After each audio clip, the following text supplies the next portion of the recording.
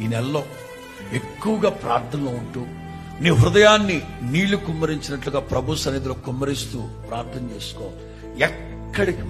ఎక్కడికి వెళ్ళ ప్రతి స్థలములో ఆయనే నీ వద్దకు వస్తాడు. భయపడక ధైర్యముగా ఉండుడి, మీ దేవుడు వచ్చుచూ ఉన్నాడు. నీవు వెళ్లే ప్రతి స్థలానికి మీ దేవుడు వస్తాడు. ఆకాశము కింద నీవు ఎక్కడికి వెళ్ళినా, ఉద్యోగమా, వ్యాపారమా, చేతి పనులా, చదువుకోవడానికా, ఎక్కడికి వెళుతున్నావు, ఎందుకు వెళుతున్నావు, ఎంతకాలం ఉండబోతున్నావు, ఎక్కడున్నా సరే నా మాటగా చెప్తాను, నా నామమున జ్ఞాపకార్థముగా ఉంచిన చోటు.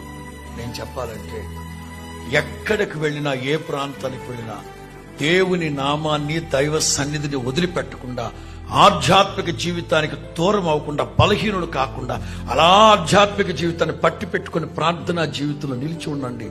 నిశ్చయముగా నా దేవుడు మిమ్మల్ని అక్కడ ఆశీర్వదించును గాక, అక్కడ ఆశీర్వదించును గాక, అక్కడ ఆశీర్వదించును గాక.